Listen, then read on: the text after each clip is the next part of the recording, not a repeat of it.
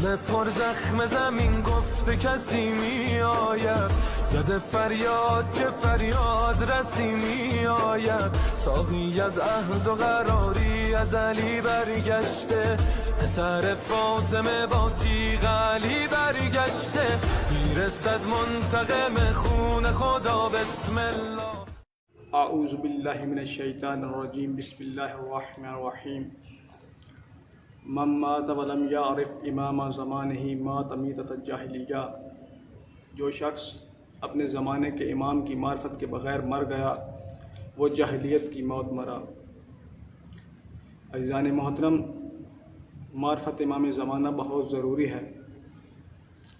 اب اس معرفت امام زمانہ سے کیا مراد ہے؟ معرفت کی دو اقسام ہیں. نمبر 1 امام کون ہیں، نمبر 2 امام کیا ہے.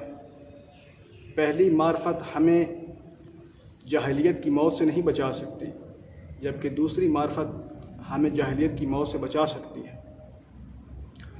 پہلی معرفت کہ امام کون ہیں، یہ تو ائمہ علیہ السلام کے دشمنوں کو بھی حاصل تھی، لیکن اس کے باوجود انہوں نے ائمہ علیہ السلام سے دشمنی رکھی اور ان کو قتل کیا اور جاہلیت کی موت مرے. لیکن دوسری معرفت کہ امام کیا ہیں، یعنی امام علیہ السلام کی امامت و ولایت کو الہی منصب سمجھنا اور اس پر عقیدہ رکھنا، اور امام کو منصوص من اللہ سمجھنا اور ان کی اطاعت کرنا، یہ ہے دوسری معرفت. اور یہ معرفت کہ امام کیا ہیں یہ ہمیں جاہلیت کی موت سے بچا سکتی ہے. دوسرا سوال، کیا ہمارے ائمہ علیہ السلام ہمارے اعمال دیکھتے ہیں؟ کیا ہمارے اعمال سے باخبر ہیں؟ جی ہاں. بسم اللہ الرحمن الرحیم. ارشاد ربانی ہے، اعملوا فسیر اللہ عملکم ورسولہ والمؤمنون. تم اعمال بجا لاؤ، تمہارے عمل کو اللہ، اس کا رسول اور مومنین دیکھیں گے.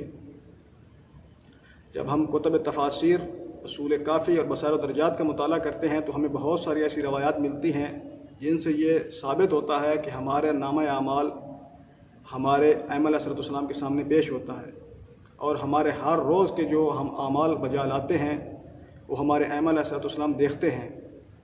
عزیزان محترم، جب امام زمانہ علیہ السلام ہمارے برے اعمال دیکھتے ہوں گے تو یقیناً انہیں دکھ ہوتا ہوگا، انہیں اذیت پہنچتی ہوگی کہ کیا یہ ہیں ہمارے ماننے والے، یہ ہیں ہمارے نام لیوا کہ ہمارے لیے باعث ندامت بن رہے ہیں.